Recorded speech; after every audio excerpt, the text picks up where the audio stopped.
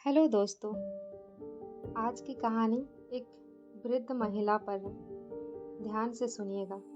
कहानी का शीर्षक है मैं आश्रम नहीं जाना चाहती। मेरे पति के निधन के बाद मैं अपने इकलौते बेटे के यहाँ रहती थी। मेरी बहू का एक अलग ही रूप मुझे देखने मिला, साथ ही बेटे का भी। दोनों के मन में क्या है मैं अच्छे से जानती हूँ। वो चाहते हैं कि मैं वृद्धाश्रम चली जाऊँ।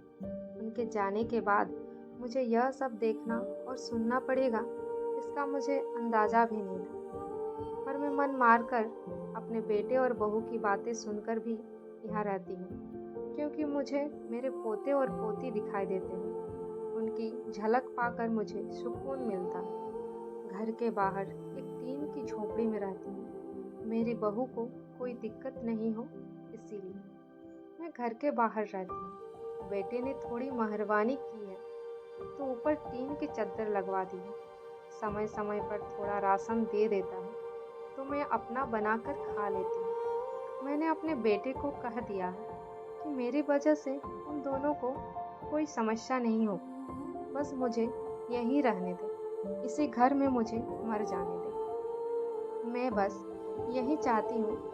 मैं अपने आप को खुशकिस्मत समझती हूँ कि मेरे बेटे और बहू कम से कम मेरे लिए इतना तो कर रहे हैं। मेरा बेटा सुबह 9 बजे नौकरी जाता है और बच्चे भी उसी समय स्कूल जाते हैं। फिर शाम को 6 बजे मेरा बेटा वापस आता है, बच्चे 3 बजे आते हैं। उन्हें आते जाते देख मुझे बड़ा सुकून मिलता है। मेरे पति के दोस्त जब कई दिनों बाद आए, मेरे पति के दोस्त थे, उनकी पत्नी का भी स्वर्गवास हो गया है। उस समय पर वे हमारे घर पर आया करते थे। उनसे हमारे अच्छे रिश्ते थे। उनका घर हमारे घर से थोड़ी दूरी पर था।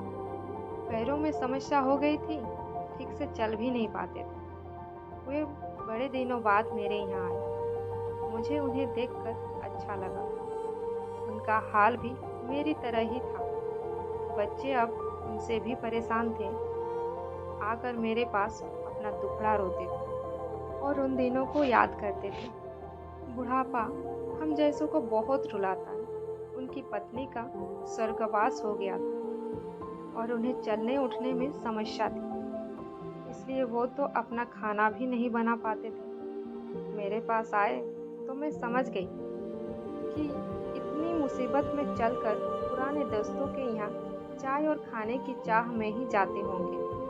उनकी भी अपनी मजबूरी थी। वो आए तो मैंने उनके लिए खाना बनाया और उन्हें खिलाया। मना कर रहे थे नहीं खाना, लेकिन मुझे पता था कि उनको भूख लगी है। उन्होंने खाना नहीं दिया। मेरी बहू ने मुझे और उन्हें खाना खाते देख लिया। वो कुछ भी ना बोली। ऐसा ही वो 2-3 बार आए। जब भी वो आते मैं उन्हें खाना खिलाती। फिर उनके जाने के बाद जब मेरा बेटा आया तो बहू कहती है तुम्हारी माँ कितनी बेशर्म है, पता नहीं किस किस को आजकल बुलाकर खाना खिला रही है। बड़ी मुश्किल से कमाया जाता है और यह लुटाने में लगी है। इनका राशन बंद करो, कुछ दिन भूखी रहेगी तो अकल ठिकाने आएगी। मैंने कहा कि मैं अपने हिस्से का उन्हें खिलाती हूँ, तुम्हारे पिता के पुराने मित्र हैं। फिर भी बहू का उल्टा सीधा बोलना शुरू। घर के बाहर रहकर इनको आज़ादी मिल गई है, पता नहीं क्या क्या करती है। बेटा भी बोला कुछ दिन भूखी ही रहने दो इन्हें। मुझे मेरे बेटे ने घर के पीछे सीढ़ी के पास ले जाकर बिठा दिया।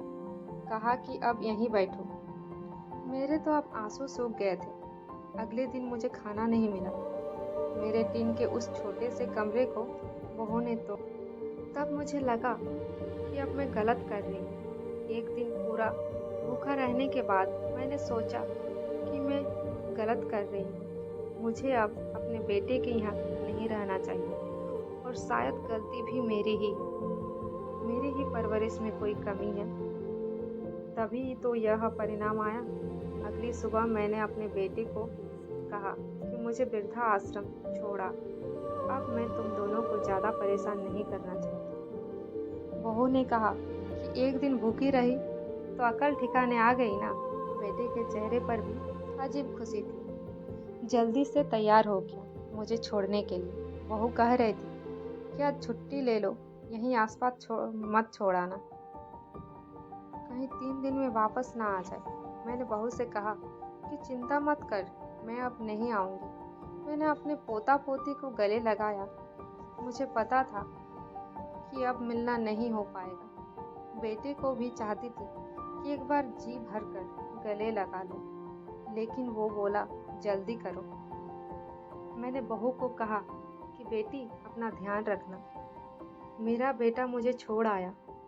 वहाँ आकर मैंने देखा कि मेरी तरह कई हैं। थोड़े दिन उदास रहते हैं, फिर सच को स्वीकार कर लेते हैं। मैं अब यहाँ खुश हूँ, कुछ काम भी करती हूँ।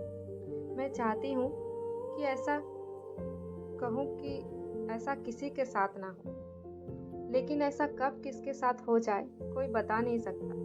लेकिन माँ बाप को ऐसे समय के लिए भी तैयार रहना चाहिए। बस बच्चे को पाल कर बड़ा कर दो, उनसे कुछ उम्मीद मत रखो। तो दोस्तों, अगर मेरी कहानी आप लोगों को पसंद आई हो तो लाइक, कमेंट एंड सब्सक्राइब करना ना भूलिएगा।